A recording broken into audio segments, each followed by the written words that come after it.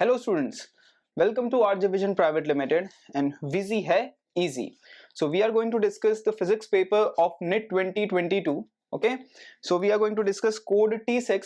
So आप क्या कर सकते हैं कि अपने जो भी पेपर हैं उस पे से क्वेश्चन और आपके रिस्पेक्टिव आंसर वहां से चेक कर सकते हैं. मैंने इस स्लाइड में क्वेश्चन भी लिख दिए हैं और ऑप्शंस भी लिखे हुए हैं. ठीक है, so starting with the first question. If a soap bubble expand, the pressure inside the bubble will be.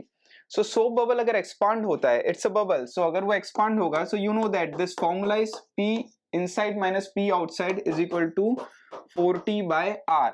So your inside pressure is outside pressure plus 4T by R. Okay. So here it has been expanding. So अगर expand होता है तो radius increase होगा. So inside pressure क्या होगा students? Decrease होगा. तो यहाँ पे आंसर आएगा it will decrease. Okay.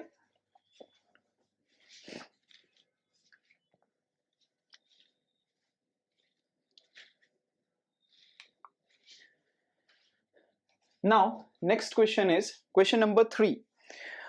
Here in this question the body of mass 600 gram experiences and gravitational force of 3 Newton when placed at a particular point. The magnitude of the gravitational field intensity at that point is. Okay.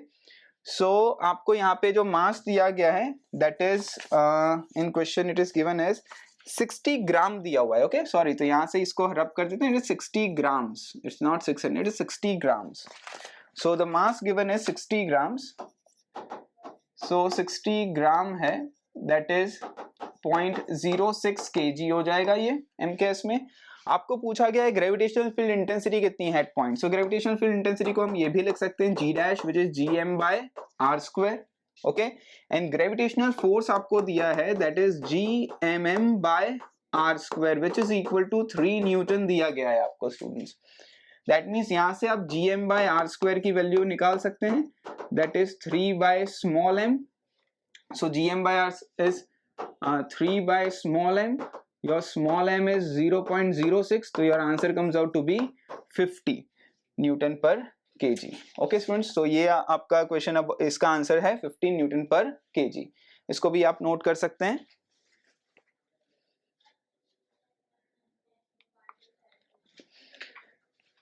Now the next question is the ratio of the distance traveled by a freely falling body in first, second, third, fourth second is. So ये हमको students पता ही है कि whenever the body travel, body start its motion from rest, okay, and for equal interval of time अगर उसके displacement का हम ratio देखें, so जो ratio आता है that is 1:3:5:7. so इसका आंसर है option number 2 for this question. okay, आप इसको भी नोट कर सकते हैं.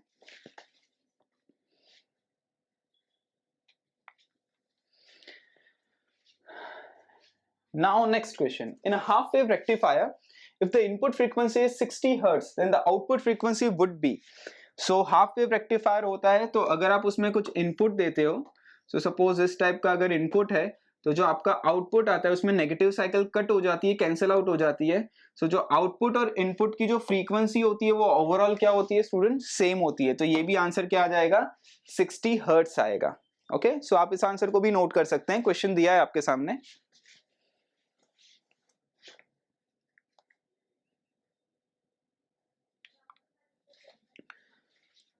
Now students, next question which is question number 7. A spherical ball is dropped in a long column of a highly viscous liquid. The curve in the graph is shown which represent the speed of ball as a function of time. अब देखो students, ये question है viscosity का और topic है Stokes law from the chapter fluid mechanics. अब इसमें एक लार्ज कॉलम है और उसमें एक बॉल को रखा गया है, so it will move down. अब बॉल में क्या क्या होता है यहाँ पे देखें तो नीचे वेट अप्लाइड होता है, ऊपर हम देखें तो यहाँ पे एक थ्रस्ट फोर्स अप्लाइड होता है और एक विस्कस फोर्स भी अप्लाइड होता है. ठीक है, सो जैसे आप इनिशियली इस बॉल को रखते हैं विस्कस फ्लूइड में, so it will first start moving down. Okay, because initially क्या होगा स्टूडेंट्स, हम इनिशियली देखें, सो mg is greater than this thrust force plus viscous force. Initially कुछ ऐसा होगा कि mg is greater than this thrust force plus viscous force.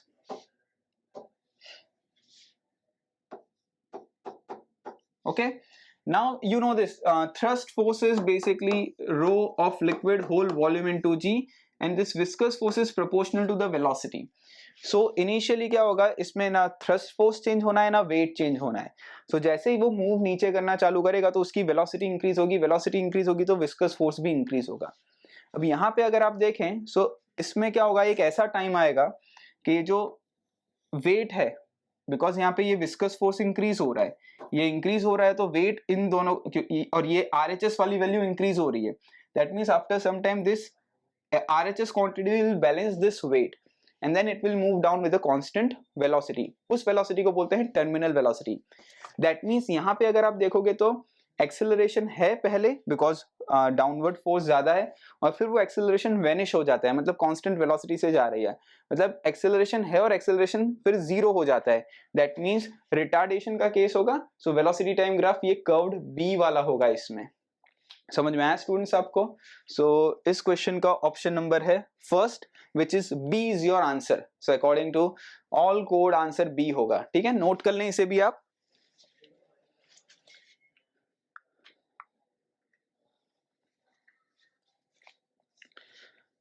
Now next question is basically from a semiconductor topic. As the temperature increases, the electrical resistance will be. ठीक है ना? So आपको पता है कि semiconductor is a negative temperature coefficient. So अगर हम इसमें देखें कि अगर temperature increase होता है, so in semiconductor resistance क्या होता है? Decrease होता है. और कंडक्टर में रेजिस्टेंस क्या होता है? इंक्रीज होता है. सेमीकंडक्टर में रेजिस्टेंस डिक्रीज होता है. ठीक है, सो अकॉर्डिंग टू दिस अपना ऑप्शन नंबर आएगा option number 2, increases for conductor but decreases for semiconductor. So theoretical question है फ्रॉम सेमीकंडक्टर टॉपिक.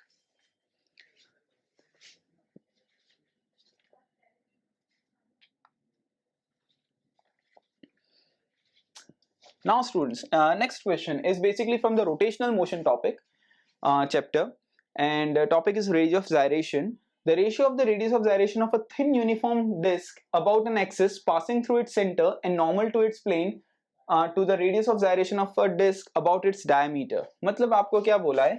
देखो, you know the formula for radius of gyration, that is I equal to mk square. So I can write down this k is equal to under root of I by m. This is basically a formula for radius of gyration. Initially आपको यहाँ पे दिया है कि this is a disk और axis of rotation यहाँ से pass out हो रहा है, तो इसका जो आपका मोमेंट ऑफ इनर्शिया होगा वो mr स्क्वायर बाय 2 होगा. इसको मैं mk स्क्वायर लिख देता हूँ. ठीक है, सो यहाँ पे जो k की वैल्यू आपकी आ जाएगी, from this the value of k comes out to be r by root 2. ठीक है ना, ये आपका फर्स्ट k1 आ गया. ठीक है, सेकेंड में क्या बोला है? Normal to the radius of gyration. Second में बोला हुआ है जो है इट इज अ डायामीटर है, आई थिंक, है ना. यहाँ पे क्वेश्चन में आई थिंक मेरे को चेक करना पड़ेगा. क्वेश्चन में कुछ it's question number 12 of code T6. and the normal to the plane to the radius of gyration of a disk about its diameter. yes, about its diameter. ठीक है ना, diameter दिया हुआ है ना. so diameter के लिए suppose ये diameter है, तो इसका जो moment of inertia होगा that is mr square by 4 होगा. ठीक है, इसको भी मैं अगर mk square लिख दूं तो यहाँ का जो radius of gyration आएगा that k comes out to be, इसको मैं k2 लिख देता हूँ, r by 2. ओके, हमको पूछा है इनके रेशियो निकालने का. सो k1 by k2, so this k1 by k2 it can be converted out to be 2 by root 2. so answer is root 2 is to 1. so इसका आंसर आया root 2 is to 1, which is option number 1 for this question. okay students, so hopefully आपको ये question समझ में आ गया होगा. आप इसे नोट कर सकते हैं.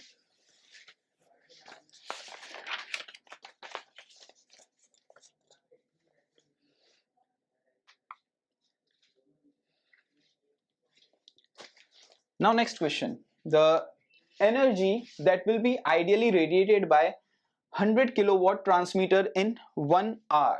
okay, so you know that power can be written as energy by time. So energy is power into time. बस आपको यहाँ पे वैल्यू दे के रखी हुई है, आप इसको सॉल्व करेंगे. दिस इज 100 into 10⁻³ और टाइम 1 आ रहा है तो 3600. सो 336 into 10⁻7 joule is your answer.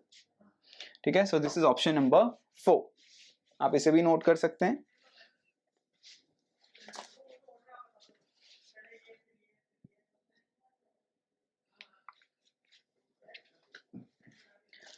Now next question basically Newton law का है. An electrical lift with maximum load of 2000 kg which include the mass of lift plus passenger is moving up with a constant speed. मतलब ये constant speed से lift ऊपर move कर रही है, ध्यान रखना बच्चों. This lift is moving up which include the mass of a person inside the lift plus the mass of lift, and it is moving up with a constant velocity. That velocity is 1.5 meter per second. Okay, the friction force is opposing the motion is 3000 Newton. मतलब ये ऊपर move कर रहा है तो friction force opposing the motion and it is 3000 Newton. और overall जो maximum load है विच इज लिफ्ट प्लस पर्सन का वो 2000 kg है. मतलब यहाँ पे जो टोटल वेट लग रहा होगा दैट इज 2000 और एक जीरो और लगा देता हूं तो न्यूटन हो जाएगा because we have to take the value of GS 10. So total downward force जो लग रहा है वो 23,000 लग रहा है. ओके, और ये कांस्टेंट वेलोसिटी से मूव कर रहा है. मतलब ऊपर जो टेंशन लग रहा होगा वो भी 23,000 न्यूटन लग रहा होगा. अगर दो फोर्स सेम होंगे तो दो चीज हो सकती है, या तो बॉडी इज एट रेस्ट और moving with the constant velocity. As this is moving with the velocity in the upward direction that means it is the 23,000 newton is the tension. So आपको पावर डिलीवर पूछा है. Power is force into velocity. Your force is 23,000 and velocity is 1.5. So आप इसको अगर solve करते हो तो आपका आंसर आ जाएगा 34500. Okay, so you can note this answer.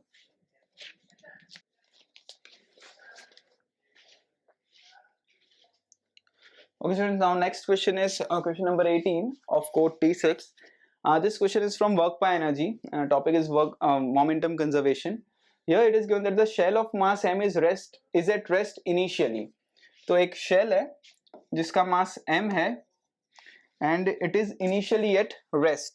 Okay, it explode into the 3 fragment having the mass in the ratio. अभी explode है 3 segment में जिसका mass 2:2:1 में है. ठीक है, मतलब दो इक्वल मास है और एक का मास, उनका रेशियो दिए हुए हैं आपको यहाँ पे. ओके, नाउ यहाँ पे ऐसा क्वेश्चन में दिया हुआ है कि जो दो मास इक्वल है उनकी स्पीड सेम है but both are in the perpendicular direction. तो हम ये एज्यूम कर लेते हैं कि एक अगर इस डायरेक्शन में वेलोसिटी है तो दूसरे की वेलोसिटी इस डायरेक्शन में है, परपेंडिकुलर डायरेक्शन में. तीसरे की वेलोसिटी हमको निकालनी है. तो सपोज इसकी वेलोसिटी v डैश लिख देते हैं. We don't know the direction, तो मोमेंटम कंजर्वेशन ऑटोमेटिकली डायरेक्शन दे देगा आपको. यहाँ पे अगर हम मोमेंटम कंजर्वेशन अप्लाइड करें p initial equal to p final. Initial momentum तो जीरो है बिकॉज वो रेस्ट पे है. एक्सप्लोजन इंटरनल रिएक्शन की वजह से हो जाए, सो मोमेंटम सिस्टम का हम कंजर्व रखते हैं. फाइनल मोमेंटम अगर मैं इसको वेक्टर वाइज लिखूं तो मास में 2 टाइम्स ऑफ m लिख देता हूँ. मास कंजर्व जो आपको रेशियो दिया है उस हिसाब से. वेलोसिटी y एक्सिस में तो j कैप. दूसरा 2m मास. वेलोसिटी पॉजिटिव x एक्सिस मान लिया बिकॉज क्वेश्चन में गिवन है परपेंडिकुलर. आप कोई भी ले सकते हैं, परपेंडिकुलर डजंट मीन नीड आप इसको ऐसा ले लें तो इसको इधर ले लें, डिपेंड. तो मैंने इस तरीके से लिया हुआ है. और थर्ड का मास m है तो उसका वेलोसिटी हमको निकालना है, तो उसको ij के फॉर्म में तो मैं लिख नहीं सकता, सो नॉर्मली लिख दिया है मैंने. So I need to find out here that what is v dash. So this can be written as minus 2mv I cap minus 2mv j cap. Okay students, so आपका मास cancel out हो जाएगा. यहाँ पे जो answer आएगा that is minus 2v I cap minus 2v j cap. ये answer आपको vector form में आ गया. अब इसका यहाँ पे तो मैग्नीट्यूड फॉर्म में पूछा है आंसर. सो आप अगर इसका मैग्नीट्यूड निकालेंगे तो आप सॉल्व करें under root of 2v the whole square plus 2v the whole square, तो आपका आंसर आ जाएगा 2√2v. Okay, so this is option number 2. So hopefully आपको ये क्वेश्चन समझ में आया होगा. आप इसे नोट कर लें बच्चों.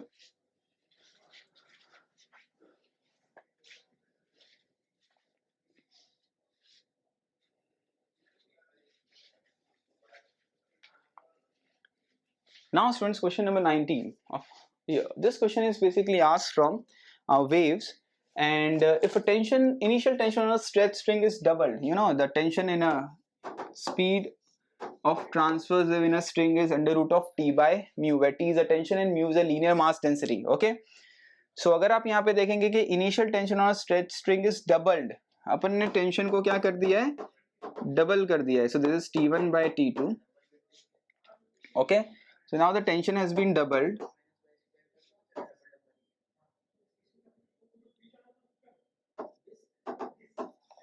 This is t and then tension को डबल कर दिया तो 2t हो गया. तो ये आंसर आपका क्या आ जाएगा, 1 by root 2. So this is your answer. Simple सा क्वेश्चन है स्टूडेंट्स.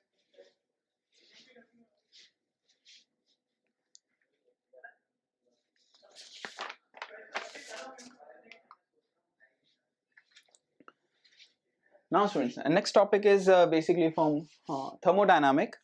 थर्मोडायनामिक में हम अगर इसको देखें तो यहाँ पे आपको पूछा है कि ये कर्व में क्या है, आपको 4 कर्व दिए हुए हैं. सो ये सिंपल सा है, जैसे हम एक पॉलीट्रॉपिक प्रोसेस इमेजिन करें that PV raised to x is constant always. Okay, what is the meaning of polytropic process. जैसे देखें हम अगर एक PV टाइप का ग्राफ देखें, ओके, ये आपका आइसोबैरिक प्रोसेस है, ये आपका आइसोकोरिक प्रोसेस है. आइसोबैरिक हुआ कांस्टेंट प्रेशर, आइसोकोरिक हुआ कांस्टेंट वॉल्यूम. ओके, आइसोबैरिक में यहाँ x इक्वल टू 0 होगा, तो x इक्वल टू 0 होगा तो v रेज टू 0 आपका 1 हो जाएगा. सो p इज कांस्टेंट, और यहाँ x is equal to infinite होगा. ठीक है, अब जब x की वैल्यू 1 होती है तो ये वाला जो यहाँ पे मैं लिखूंगा, अगर x की वैल्यू मैं 1 ले लूं, सो pv is constant. pv constant मतलब ये कौन सा प्रोसेस हो गया आपका स्टूडेंट्स, ये आपका हो गया आइसोथर्मल प्रोसेस. ओके बच्चों, अब अगर मैं x की वैल्यू गामा ले लूं, you know what is the value of gamma. Gamma is equal to 1 + 2 by fb होता है, विच इज cp by cv भी होता है. Gamma is always greater than 1. So gamma की वैल्यू ग्रेटर देन 1 ले लूं तो ये होता है आपका, यहाँ x की जगह अगर मैं गामा रख दूं तो एडियाबैटिक प्रोसेस हुआ. तो ये आपका हो जाता है एडियाबैटिक प्रोसेस. ओके, सो यहाँ आएगा ये कर्व सेकंड, मतलब ये आपका सेकंड कर्व होगा जो एडियाबैटिक प्रोसेस का है. तो होपफुली आपको ये समझ में आया होगा स्टूडेंट्स. नोट कर लें इसे.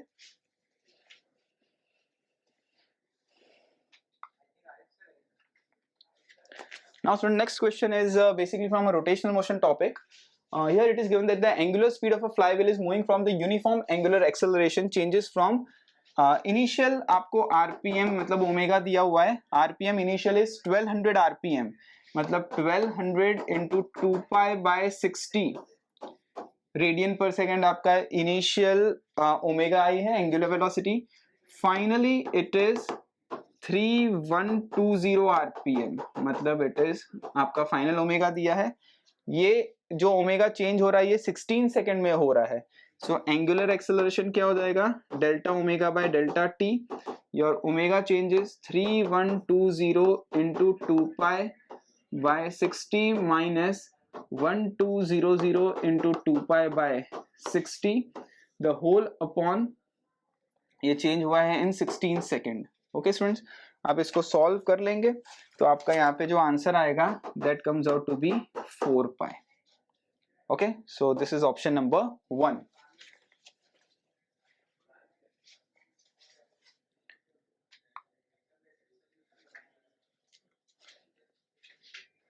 Now next is a very simple question, that a plane angle and a solid angle they have unit but they have no dimensions. तो उनका unit होता है but they have no dimensions. तो आप इसको directly note कर लें, theoretical question है.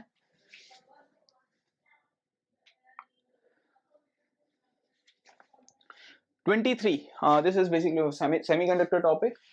In a given circuit ABC, the potential drop across the two PN junction are equal. आप इसको अगर simple analyze करना है PN, तो आप इसको ऐसे analyze कर लें कि ये P है, N है, फिर वापस एक P और N है. तो यहाँ पे दिख रहा है आपको, यहाँ पे पोटेंशियल ड्रॉप्स. और दूसरा जो ये A फिगर बना दी मैंने, कुछ बच्चों को ऐसे एनालाइज नहीं होता इसलिए मैं ऐसे इजी बना के दे रहा हूँ आपको. दूसरे में यहाँ पे P है और यहाँ N है और यहाँ पे N है, यहाँ पे P है. तो ये थोड़ा देखो, ये कुछ ऐसा हो गया. और थर्ड फिगर जो है, यहाँ पे N है, P है, N है, P है। तो यहाँ पे आपको दिख रहा है कि पोटेंशियल ड्रॉप जो है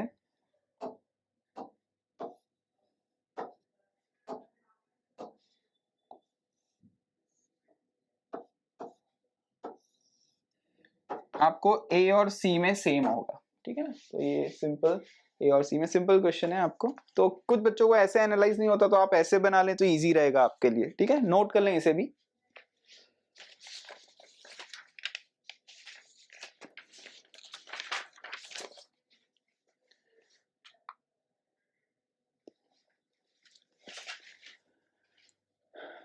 Now next question is basically again from a rotational motion topic. Two objects of mass 10 kg and 20 kg are connected to the end of a rigid rod of length 10 meter with a negligible mass. The distance of a center of mass from 10 kg mass is. So देखो students, यहाँ पे एक 10 kg mass है, यहाँ पे एक 20 kg mass है। Centre of mass का लोकेशन पूछा है। सेंटर ऑफ मास मतलब वो बैलेंस कहाँ पे करेगा, उसका सेंटर ऑफ ग्रेविटी कौन सा पोजीशन है सेंटर ऑफ मास का, ठीक है ना। तो अगर हम सेंटर ऑफ मास पे बैलेंस करेंगे तो नेट टॉर्क जीरो हो जाएगा वहां पे, वो भी आपको पता होगा। तो हम and it is near to the heavier object. तो सपोज वो यहाँ पर है, वो पॉइंट यहाँ पर है, वो point it is near to the this 20 kg mass because it's a heavy object. Now आपको जो डिस्टेंस निकालना है वो 10 के रिस्पेक्ट में निकालना है। तो अगर ये लेंथ आपको x निकालना है, टोटल लेंथ जो आपको दी गई है बच्चों, that length given is 10 metre length. तो अगर मैं इसको x ले लेता हूं तो ये 10 माइनस एक्स होगा, बिकॉज अगर ये टोटल लेंथ अगर अपन 10 लेते हैं 10 मीटर की, तो ठीक है ना। Applied the net torque is 0।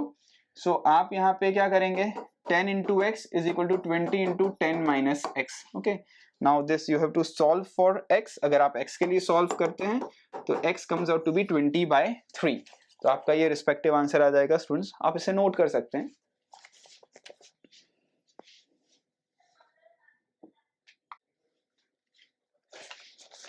Next question students, it is from a motion in a straight line topic. 33 number का क्वेश्चन है। The displacement time graph of a two moving particle makes an angle 30 degree and 45 degree with respect to X axis as shown in figure. So आपको पता है displacement time graph का जो slope होता है, slope of displacement time graph is velocity. Okay, तो velocity first की और जो स्लोप होगा that is a tan theta. तो आपको जो दोनों की वेलोसिटी का रेशियो पूछा है, तो फर्स्ट का एंगल 30 डिग्री है, दूसरे का एंगल 45 डिग्री है। tan 30 1/√3 होता है, tan 45 1 होता है। तो आपका आंसर 1:√3 आ जाएगा आंसर, ठीक है। आप इसे भी नोट कर सकते हैं स्टूडेंट्स।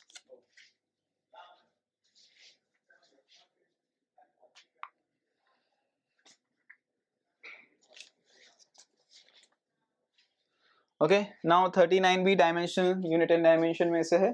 सो इसमें सारी डायमेंशनल वैल्यूज दी गई हैं आपको, ठीक है। ग्रेविटेशनल कांस्टेंट जी, gravitational potential energy, gravitation potential, gravitational intensity. इसका आता है ऑप्शन नंबर 1। ओके, सो ये सिंपल सा फॉर्मूला बेस्ड क्वेश्चन है, आप इसका आंसर लिख लें।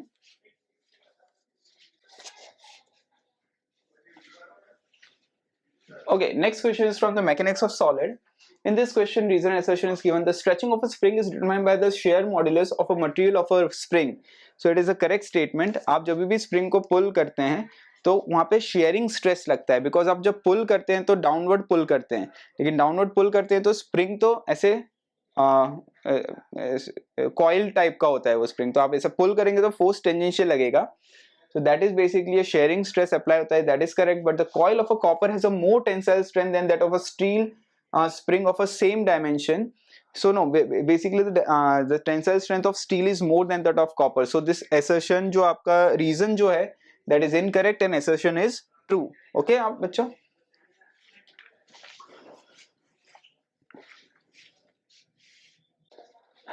Now next question is, here in this question it is given that the volume occupied by the molecule contained in 4.5 kg of water at standard temperature pressure, if intermolecular force vanish away is। intermolecular force बच्चों vanish होता है 273 Kelvin में।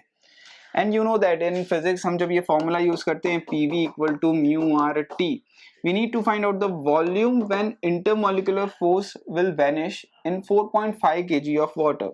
So this can be written as mu RT by P. Okay, so mu RT by P। अब यहाँ पे आपको mu नहीं पता है, ठीक है। सो म्यू कैसे निकालेंगे, मास अपॉन मॉलिक्यूलर वेट। मास कितना दिया है 4.5 दिया हुआ है ना यहाँ पे आपको, और इसका मॉलिक्यूलर वेट कितना होगा 18 इंटू 10⁻³ kg। ओके, तो यहाँ पे टोटल नंबर ऑफ मोल्स आ जाएगा, आप सॉल्व करेंगे। सो 250 मोल्स आ गया, तो यहाँ पे आपका मोल्स आ जाएगा 250। आर की वैल्यू 8.1 हम लोग जो लेते हैं दैट इज 8.3, और टेम्परेचर इज आपका 273 and pressure is 10⁵ standard temperature pressure में। आप इसको सॉल्व करेंगे तो आपका आंसर आएगा 5.6 मीटर क्यूब। तो थर्ड ऑप्शन आंसर होगा इसका स्टूडेंट्स, आप इसे नोट कर लें।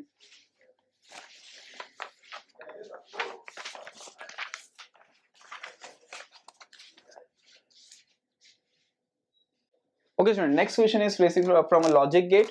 इसका जो आंसर आता है दैट इज ऑप्शन नंबर 2। आप इसको चेक कर सकते हैं, आप इसमें आप इसका अगर वैल्यू पुट करें ट्रुथ टेबल में तो डायरेक्टली 2 आंसर आएगा। इट्स अ सिंपल क्वेश्चन, तो आप इसको चेक कर लें वैल्यू पुट करके 0 0 0 1 1 0 1 1। So it's a simple answer, that is option number 2।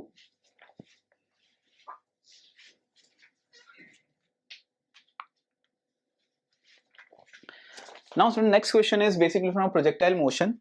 48th question. A ball is projected with the velocity of 10 meter per second at an angle of 60 degree with the vertical. Vertical से 60 degree पे project किया है, मतलब horizontal से 30 degree पे होगा बच्चों। सो highest point पे जो वेलोसिटी होगी वो u cos 30 होगी, बिकॉज वो y के रिस्पेक्ट में 60 डिग्री है, तो x के रिस्पेक्ट में 30 है, तो हाईएस्ट पॉइंट की वेलोसिटी कितनी हो जाएगी u cos 30। So your u is 10, cos 30 is √3/2, so your answer is 5√3 is your answer। Okay students, simple सा क्वेश्चन है, नोट कर लें।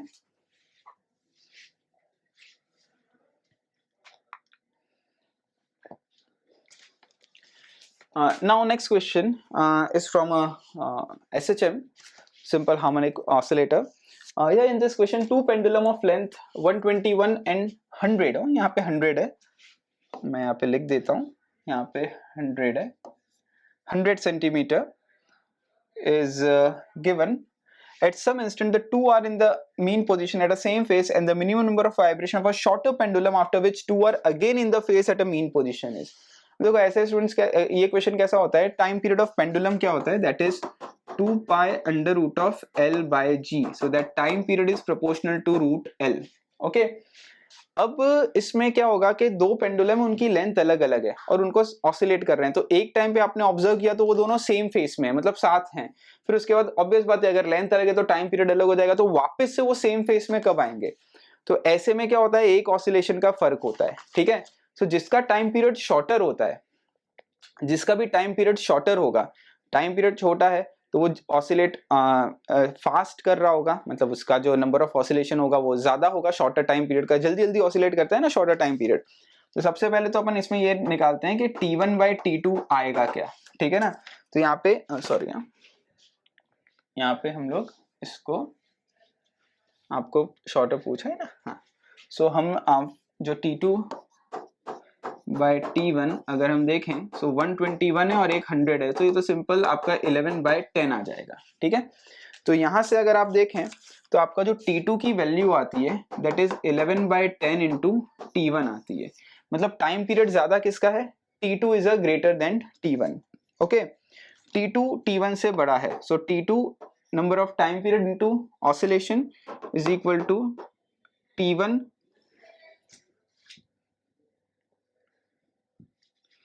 Into n+1। अगर हम यहाँ पे देखें इसमें हम T2/T1 की वैल्यू पुट कर दें, T2/T1 क्या आ गया आपका 11/10, दिस इज n+1/n। सॉल्व करते हैं तो n की वैल्यू 10 आती है, ठीक है। So the minimum number of vibration for the shorter pendulum, shorter pendulum का मतलब होता है जिसकी लेंथ छोटी है बच्चों, जिसकी लेंथ छोटी है, लेंथ छोटी है तो उसका जो टाइम पीरियड होगा वो छोटा होगा, टाइम पीरियड छोटा होगा तो उसका ऑसिलेशन ज्यादा होगा। तो अगर एक का ऑसिलेशन 10 है तो दूसरे ज्यादा ऑसिलेशन वाला कितना होगा 11।